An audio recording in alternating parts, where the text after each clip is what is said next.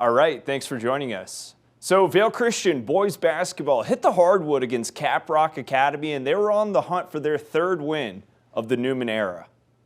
The Saints on a 3-game active losing streak, but head coach Andrew Newman and the team were looking to change that.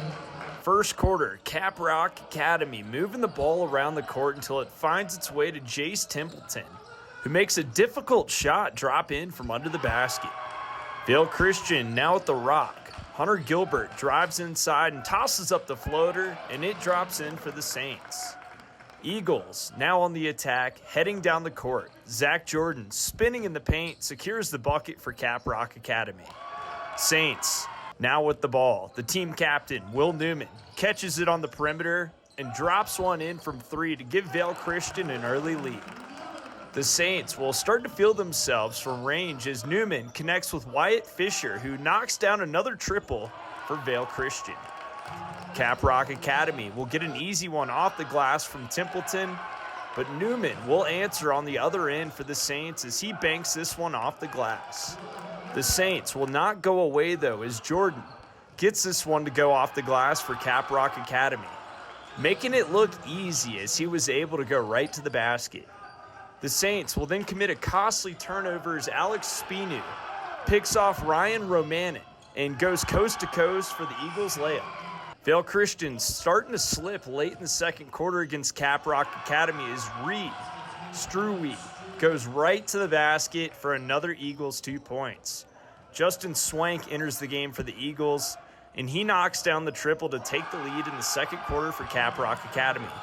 On the other end, Fisher misses everything, but his teammate Schaefer Dodds is there to clean it up and gets the points for Vail Christian.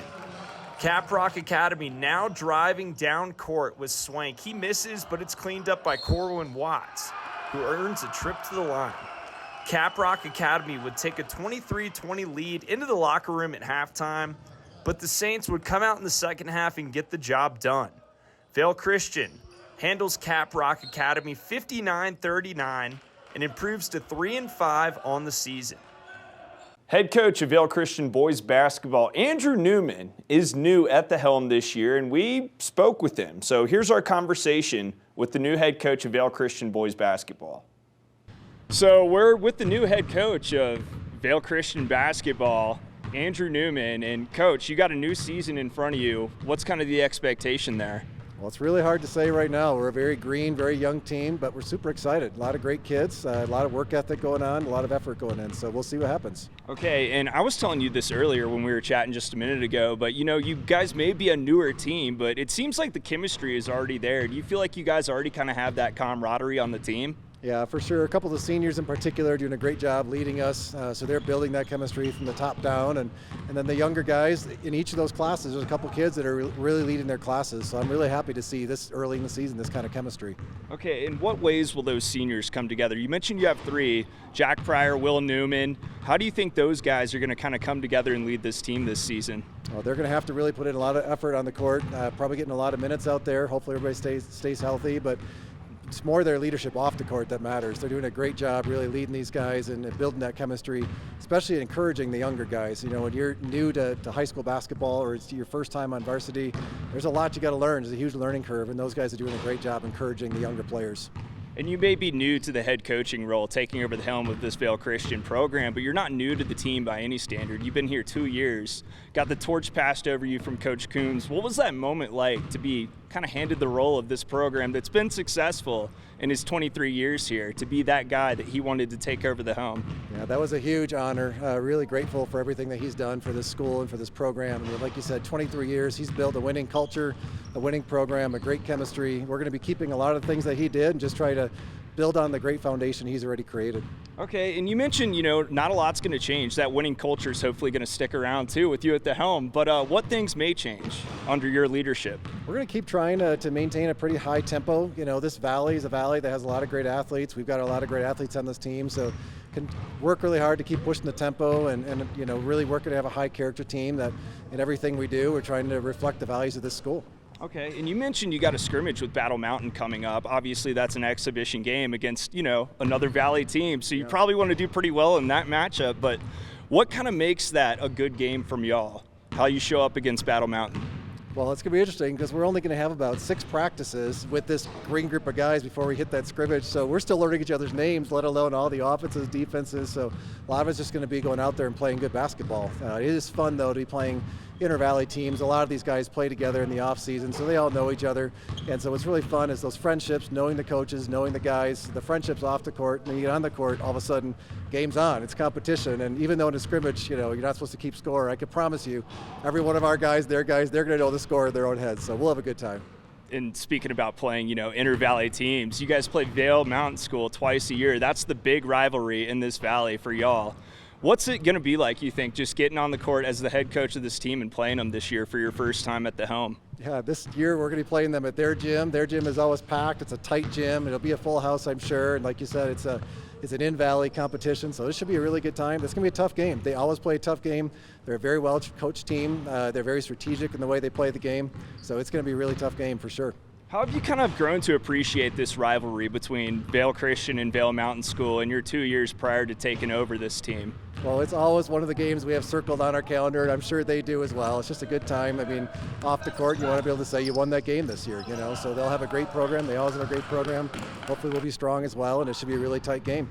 Okay, and you mentioned Plateau Valley this season as being a big contender. Obviously, you may have a little bit of a sour taste in your mouth after last season, but what are you looking to get out of that matchup this year with them? Well, we're going to learn a lot where we stand. They're third game of the season, so we have the home opener, and then we've got them on the 5th of December. And as you mentioned, they beat us twice in a row last year, 2 out of 3 games in a row. So that'll be a really tough team. They've got most of their starting lineup returning from that state team that went to state last year, and it'll be a really good way for us to find out, where we stand compared to the rest of the conference, and where we stand even in terms of being a potential state contender.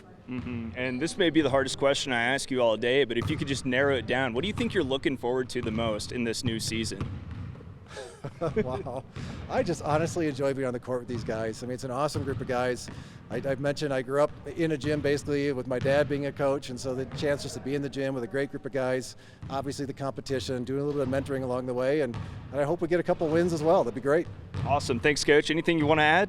No, just grateful for the opportunity. All right. Thank you. Awesome. Thank you. Now over at Keystone, the brand new Bergman Express chairlift is now open for the 2023-24 ski season. And taking the Bergman Express chairlift, you now have access to some of Keystone's high alpine terrain.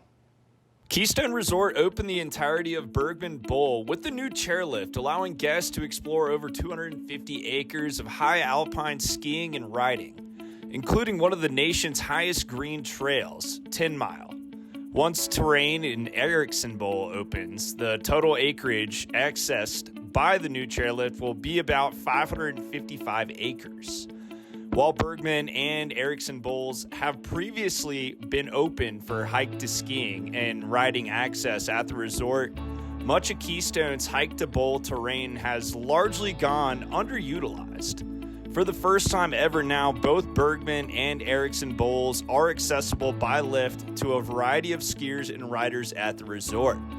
Bergman Express allows guests to easily lap the mellow and welcoming terrain in the Bergman Bowl, as well as access more advanced terrain in Erickson Bowl that connects back to the Outback Express and Wayback lifts. So, in addition to the new lift, the project also includes a new sustainable patrol hut, new snowmaking infrastructure in the lower parts of the Bergman Bowl, and a brand new trail map to reflect the reimagined ski experience in Keystone's high alpine. Bergman Express is Keystone Resort's first lift access expansion since the Outback Express debuted in 1991, more than 30 years ago. Well, the latest edition of the AP Top 25 Men's College Basketball Poll has been released. As you can see here, Colorado State has fallen out of the top 25 as they recently lost back-to-back games against fellow Mountain West Conference opponents. The Rams lost to Utah State as well as Boise State, and CSU now sits at 13-3 on the year. They do have the most votes to get back into the top 25, and an important game against Air Force on Tuesday and UNLV on Friday even could certainly help the Rams get back into that conversation. Maybe we'll see Colorado State back in that top 25 conversation if they can manage to go 2-0 this week, but we will see. Make sure to continue coming back to us for all the latest sports coverage here in the Valley and beyond. We'll see you next time.